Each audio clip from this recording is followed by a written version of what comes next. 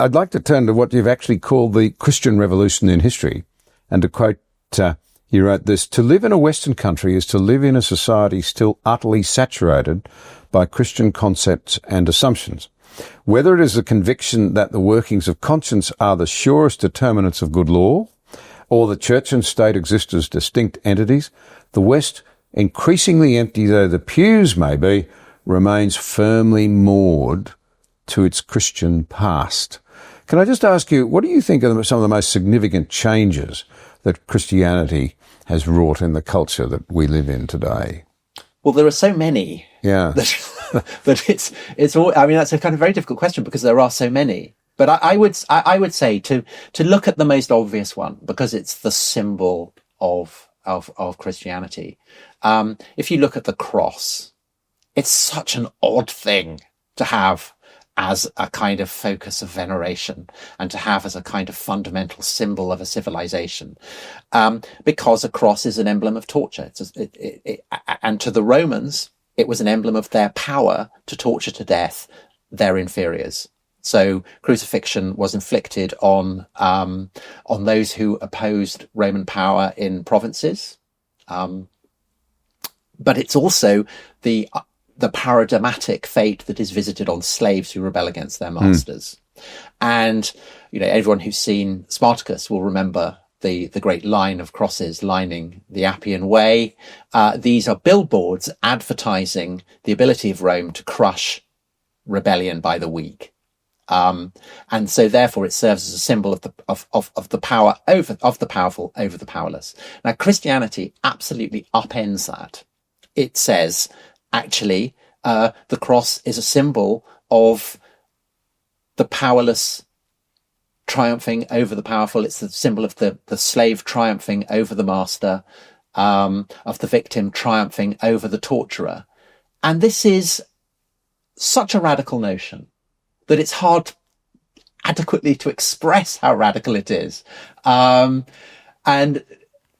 the idea that the last shall be first, that there is an inherent dignity and value and indeed power in being a victim, this is something that would have been utterly bewildering to the Romans. And it takes a kind of a long time for first the Roman world and then the world of the kind of Germanic conquerors in the West and so on to properly synthesize and understand it.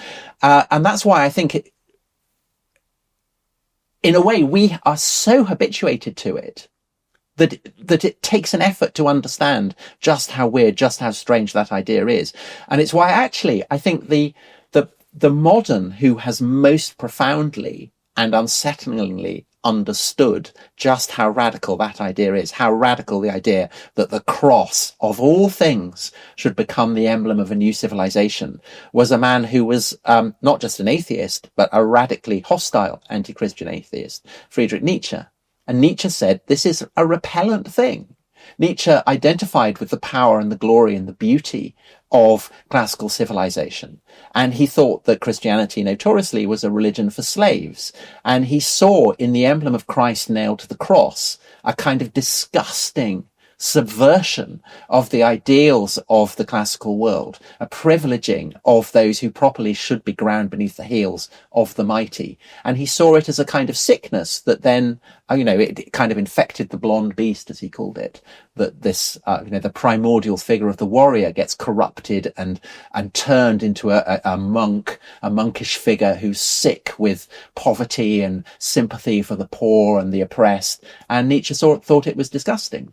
Now, those ideas, however vulgarized, of course, feed into by a very septic sump, which is that of fascism. Yeah. And fascism, I think, was the most radical and revolutionary movement that Europe has seen since the age of Constantine, because unlike the French Revolution, unlike the Russian Revolution, it doesn't only target institutional Christianity, it targets the moral and ethical fundamentals of Christianity. Because the French Revolution, the Russian Revolution are still preaching that idea that the victim should be raised up from the dust and that the oppressor should be humbled into the dust. It's still preaching the idea that the first shall be last and the last shall be first, just as Christ had done. the Nazis do not buy into that. The Nazis buy into the Nietzschean idea that the weak are weak and should be treated as weak, as contemptible, as something to be crushed. And I think the horror of that for us in the post-war world is the measure of how profoundly Christian we remain. And one of the reasons I think why institutional Christianity fades in the wake of the Second World War is that, in a sense, fascism, Nazism gives us an alternative myth, but it's still a very Christian one. The fact that Hitler has replaced Satan and Auschwitz has replaced hell doesn't alter the fact that we understand Nazism to be the quintessence of evil for deeply, deeply Christian reasons.